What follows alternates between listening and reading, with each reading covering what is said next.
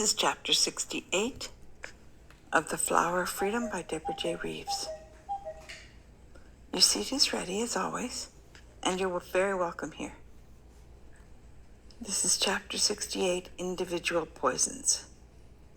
In the morning, Hans was feeling better than he had felt in a long time. He chuckled that he could not say the same for the girl who had entertained him last night. He had not gotten much sleep, but he was strangely refreshed, and he climbed the stairs from the lower level at about 9 a.m. A nurse was wheeling a portable IV out of the main room, and she smiled hello as she passed him in the kitchen. Klaus was there in the living room, looking old and infirm, but the first thing he said to Hans was, "Hand me that bottle of brandy. I got a real taste for it while we were in France, and it has never left me. Hand me that tumbler too." And Hans handed him the bottle and the glass. "None for you?" asked Klaus. "We each have our poisons, and it's too early in the day for me to start on that one," Hans said, shaking his head.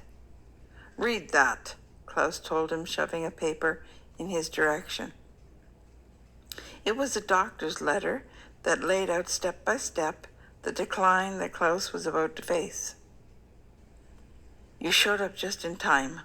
I need help that I cannot get from anyone else because they are just too gutless. First, I want to know something.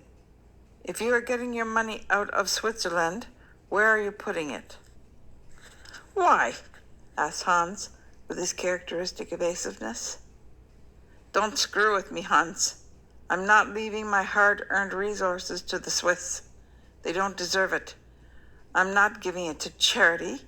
I have no family, so if you help me, I'm giving it all to you. Tell me how you are transferring your money so I can have you transfer mine." Hans blinked. "Don't be maudlin. There are many steps to go before the end." "I want to go on my own terms. I want you to help do it. When you are leaving Switzerland, and when are you leaving Switzerland, and how are you getting your money out? I have liquidated everything I have, except for this house and its contents. The house is already sold, it just hasn't closed. I can make sure that the banker gets the money from the house to transfer to you as well. Just leave him the instructions to forward it. I can have people here by noon to have the valuable contents crated and sent. I will leave a note for the maid to take what is left behind. They'll only get the household items like towels and some furniture. None of what will be left will be valuable." "Okay, old man, I'll answer your stupid questions. I have a banker who is transferring my assets to Montreal. The boy lives there. No one would search for my assets there. No one knows about my son except for the resistance fighters who raised him. They can't possibly know that I am his father. I killed the woman who figured it out, and she told me. Remember Paulette? She came to Argentina last December to convince me that I was in love with her." Klaus laughed so hard that he began to choke, and Hans had to slap his back, and he handed him the brandy for a huge gulp. "Paulette," he muttered. "She was so in love with you. The worse you treated her, the more she mooned for you. Are you telling me that after all those years she still carried a torch for you?" I extinguished it. It was annoying. I left her floating in the harbor in Buenos Aires. One more loose end tied up. She told me that she had recognized the boy as my son because he looks identical to me. She told me where he lived, when he would be here in Switzerland, but I did not actually get to speak to him. I saw him from a distance. But Paulette was right. He's my doppelganger. I got distracted and I missed him. There will be time. He's only 17. Klaus nodded and asked, "When do you see your banker?" 4 o'clock today, and then I never have to see Switzerland again. It's a pretty place, but just too quaint and clean for me. Handing Hans the document, he said, "Take this with you and add it to yours."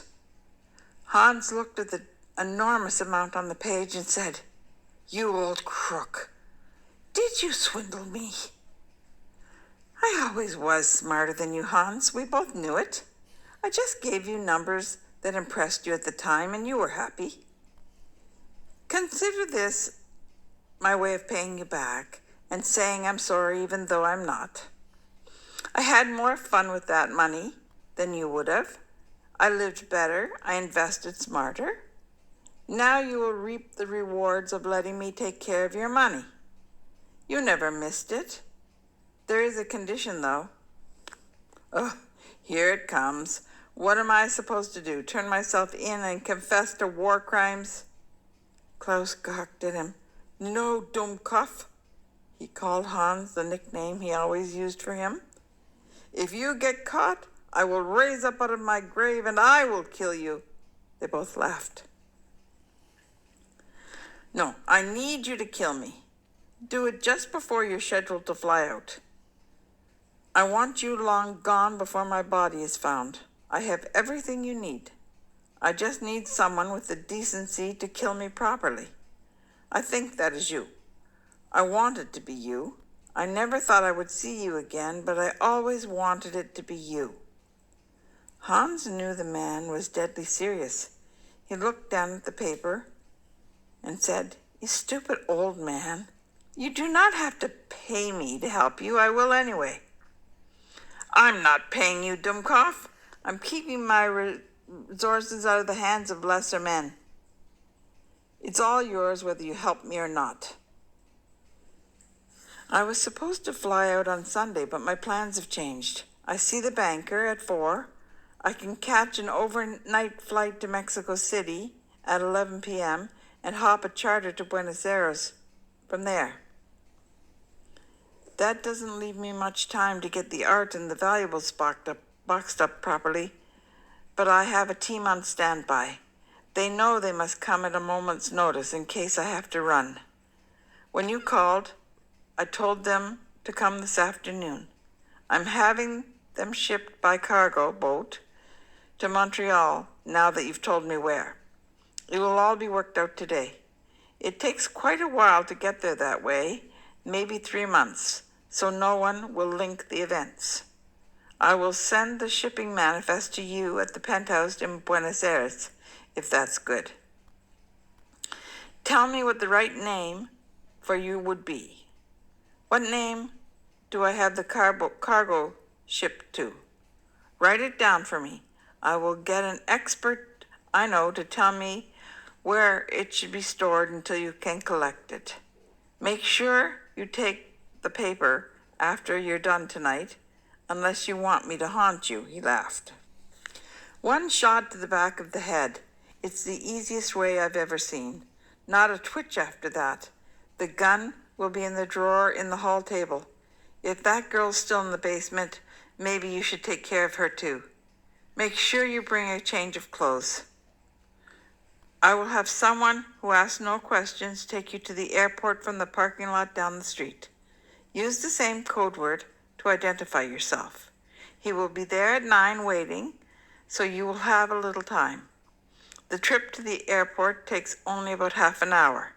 The nurse helps me into bed at 8:30, and I usually read for a while. She's gone by 9. Here is the house key."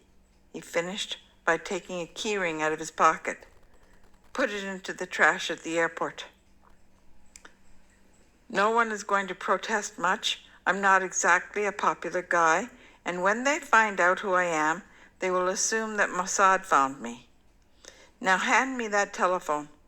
I have business to conduct, so go do your own business. Remember the lessons I taught you. Do the job and get out. You must promise to keep going and not look back. No long goodbyes, no goodbyes at all. Clean and swift. See you next life. Let's hope that we have as much fun as we did this time around." That's the end of this chapter. I hope you'll come back for chapter 69 That's called the Arena.